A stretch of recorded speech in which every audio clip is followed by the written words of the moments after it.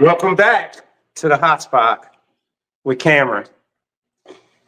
And today, I'm in a really festive mood, I'd say, because of course the Lions won by 3 yesterday.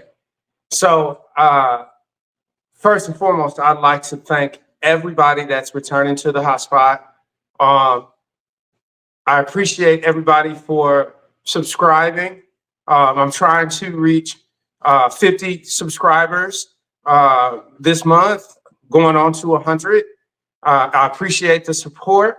I want you to comment because those actually drive my my debates and my questions here. So it drives my content. So I really look forward to hearing what you guys have to say on the previous topic that I had last week on Matthew Stafford versus Jared Goff, the one-on-one trade. I really thought that was a good topic. So now today we're going to talk about that win yesterday on Thanksgiving, the first win in 7 tries, well, 8 tries for the Lions. They're on a win streak, which is great. 10-game win streak. That 10-game win streak is a win streak from 1934, which was the last time that they did this.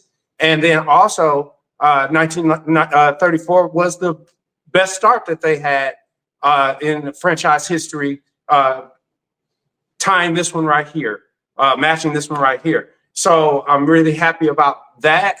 Then going into this game, they started off the game great. First drive, it ended in a field goal. They were kind of having problems in the red zone kind of all day. Jared Goff, 221 yards, 2 touchdowns to Laporta, one in the first half, another needed one in the second half. That was great. Then that's when we kind of fell into it. They were 18 first downs in the first half, opposed to 2 first downs for the Bears. We went into the locker room with a commanding lead. I thought that they would come out of, because they've been traditionally they've been a second half team. I thought that they would come out in that second half and really turn it on. Unfortunately, that was not the case. They went into a kind of an offensive stagnation. They were definitely stagnant in the second half.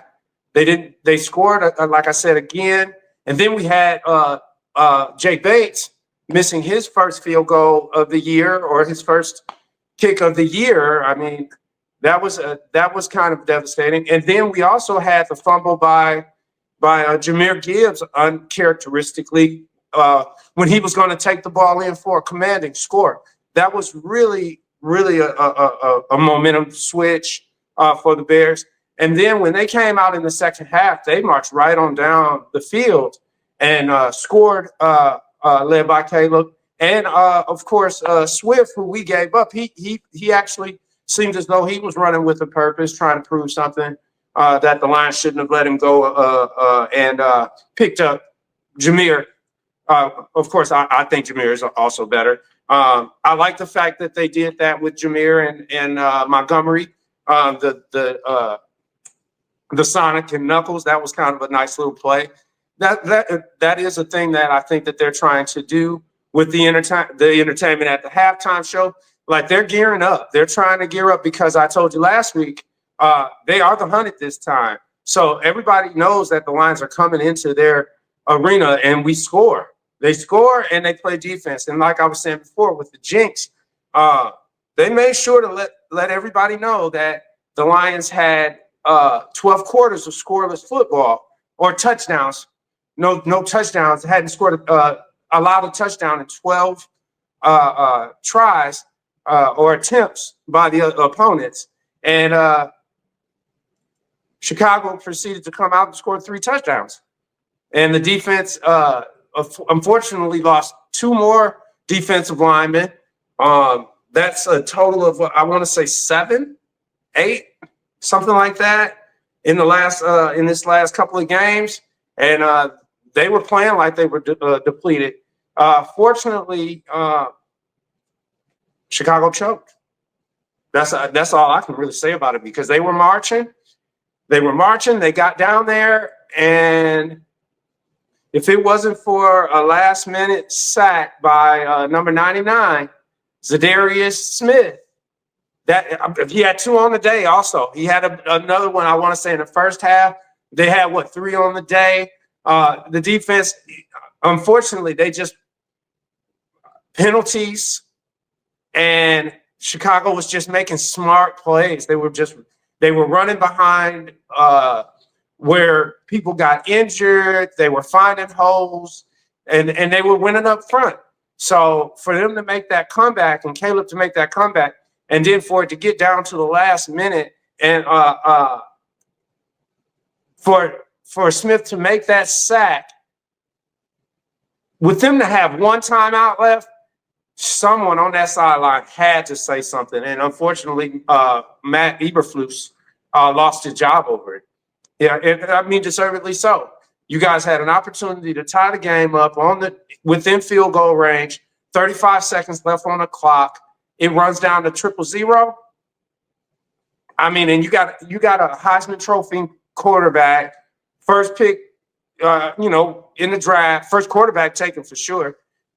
And that type of mistake happens, somebody's got to be held accountable. And unfortunately, it's not going to be your franchise quarterback. So, from my knowledge, they've taken on their interim. He was already an interim. Their interim offensive coordinator, Thomas Brown. He's going to take over for the Chicago Bears, and after that type of loss, that's a tough loss to take, especially when you have a timeout left on the clock. That's tough. So they fall to 4-8. We move to 11-1. Next week is going to be another tough task, and trying to get to 12-1. Like I said, everybody is gunning for the Big Cats, and all I can say is one pride, defend the den, and go Lions. So moving to the next topic, and just trying to go over some things. What do you think? I'm going to tell you what I think, of course. What do you think about viewership and why it's down in the NBA right now? When I look at the viewership, the reason that I think it's down is, one, they don't necessarily know who's going to be the successor to the drama between, who's better, Steph or LeBron. Right now, I think with LeBron having his 4 rings and his championships, and the way that he got them, and the way that he's been a constant for over 20 years, I think that this has been his era, and it is coming to an end. And we know that. Me and a couple of the official friends of the show that talk sports, a lot of them have said that the face of the league has to be a certain type of man or a certain type of player. And then also I've gotten that the next successor needs to be creative, like a little bit more creative than just a regular good player. And I'm not seeing, and that's the thing, I'm just not seeing a clear successor. I mean, we had Zion, he's having his issues down there. And of course, they don't necessarily be fully transparent in reference to what his injury is, or if he's still having weight problems, or if there's a mental issue. I'm looking at the Pistons. Of course, I always follow Detroit teams. So I'm looking at the Pistons, and they seem as though they're going to still be fighting. They're not necessarily rebuilding anymore, but they are fighting. They're young still. I had the opportunity to see them play against Houston, and that was a pretty good game, even though they lost that game. That's going to come down to, again, experience and leadership. Right now, I took a look at the Mavericks. I've seen the Mavericks. if they can get Kyrie, Luka, and now with the addition of Kyrie, Luka, and the addition of Klay Thompson, if they can get those guys to really buy in and play together, I think that they'll make another push for the finals. So in the East, I'd have to say I like in the East. I can see Dallas. I can see, of course, Boston. I mean, that's the easy pick. But then ultimately in the West, like I was talking about before with LeBron being with the Lakers, I think they're in fourth place right now. They just suffered their first loss in the Emirates Cup championship tournament. I still see Golden State. I mean, that's where I was going with that, with the Steph and LeBron comparison. Steph is pushing. If Steph gets his fifth, we're going to have to really, really consider whose era this was, in my opinion. He's playing lights out. After that, after a lot of those players, though, coming off of that Olympic tournament, off of the Summer Olympics, a lot of those guys see what it's like to be a champion. See what it's like to have that type of leadership around and that type of environment. And I mean, it's kind of a letdown to see what Joel Embiid is doing over with the Sixers. So I'm praying that him and Tyrese Maxey spoke out in their team meeting. So I'm praying that Joel takes on that leadership role and really embraces it. And the Sixers turn around. Surprising, Cleveland. Cleveland is very surprising. I actually had that feeling. I felt as though Darius Garland, I apologize, had something going on with him because he was an all-star 2 years ago. Before they got Donovan Mitchell, he was an all-star. So I really felt like they were on the upward rise, even when they had Evan Mobley, when he was coming in and he's developed now. I really like Cleveland. I've liked Cleveland for a long time because of Darius. I really like it. From the outside looking in, I like his work ethic when he plays the game. And from watching him play the game, I really like the way he plays the game. I like the way he offensively plays the game. He's an undersized guard, but I still think he works hard on defense. And then let me get back to Steph. I think that if he gets his fifth, that's going to be a real, real tough one for them to deny him at least equal say in whose era it was. And then Buddy Hield going to that team coming from, I want to say he was with Sacramento. Him coming in and adding some shooting. I may be a team behind with him. I may be a team behind with Buddy. So give me a break. You can correct me in the comments if I'm wrong. I'd really appreciate it if you correct me in the comments if I'm wrong. Buddy Hield going to Golden State. I think that is a perfect fit. Like I said, me and another individual representative of the show, a friend of the show, talked about Buddy Hield's impact to the Golden State Warriors. And then Jonathan Kuminga coming along, I think that they're falling in where Klay ultimately didn't want to give up his position as like the second scorer or the third scorer or third option, and he didn't want to give it up to Kuminga. So they had to kind of financially they had to move on, like contractually, for salary cap and those things. But then they also had to move on because I think that, a four-time champion, records all through for shooting the three, all the accolades that Klay had, I think it was very hard for him to take a back seat and be a bench warmer. Not a bench warmer, but a sixth man or possibly even a seventh man off of the bench when he has so much success as a starter. And I think that he felt as though with all of the things that he did and contributed when Steph went out, when Draymond went out, when it was him out there by himself, I think that, ultimately he wanted to stay with his brothers. Yet that game plan or that strategy had run its course, and they needed someone else that could mentally